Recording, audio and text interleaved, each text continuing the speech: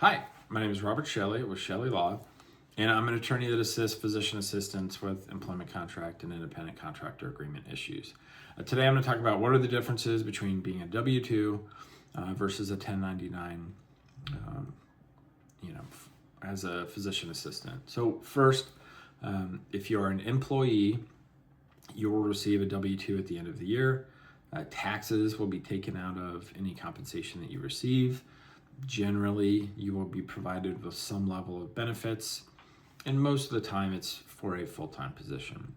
Now, as an independent contractor, you'll receive a 1099 at the end of the year, and then during the year, no taxes will be taken out of your compensation. It'll be the PA's responsibility to pay the taxes either on a quarterly or annual basis.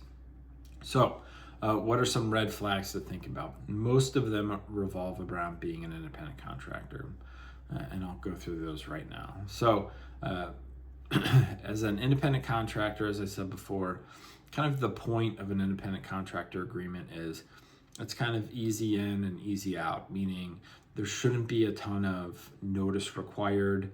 You shouldn't be locked into, you have to work for us for this period of time.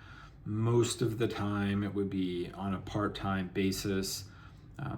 If you're working 5 days a week for an employer, they're telling you where to work, they were telling you when to work, you're using 100% of the facilities, staff, EMR, equipment, all of those things, or perhaps you're getting benefits as well. You are not an independent contractor. Now, employers will ask many PAs to work as independent contractors and be paid as independent contractors for one simple reason.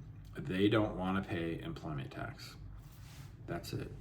So they misclassify the physician assistant as a 1099 independent contractor simply to avoid having to pay employment tax on any of their compensation. Now, what are the risks associated with that? Well, if you are misclassified as a PA, it's possible that the IRS or perhaps state will do an audit at some point, and then they will look at your contract and could determine that you are being misclassified, that your duties are not that of an independent contractor, and therefore someone is going to be responsible for having to pay the back taxes. And perhaps there may be some fines or penalties assessed as well. Now, this is where the language in the contract is very important.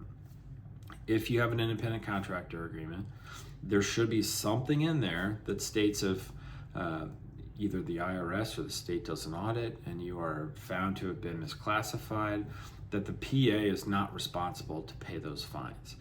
9 times out of 10, it is the organization that is dictating what type of role you are, either a W-2 or a 1099.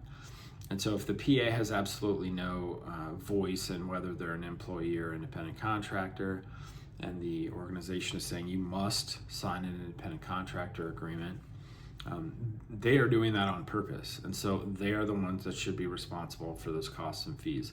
There have been scenarios where there's language in the independent contractor agreement that basically absolves the employer from any liability at all when it comes to misclassification. Not only is the PA going to have to pay the back taxes on the employment tax, any penalties and fees associated with it, but I'll even say that they have to pay the attorney's fees of the organization they're working for, if they had to defend it or deal with the government in some way.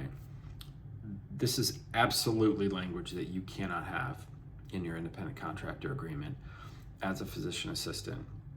It could be an incredible problem for you if you owe, thousands and thousands of dollars in addition to attorney's fees and costs and all the penalties and fines associated with it as well. It should be on the organization to pay those if they were the one determining that you are the independent contractor, even though all of the factors involved would show that you're not.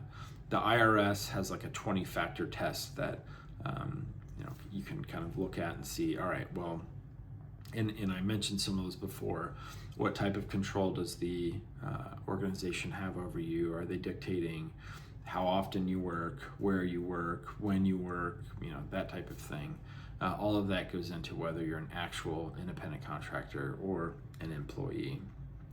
All right, those are just some, differences between a W-2 and a 1099 for a physician assistant, and then some red flags and problems to think about if you are an independent contractor or the organization is wanting you to sign an independent contractor agreement.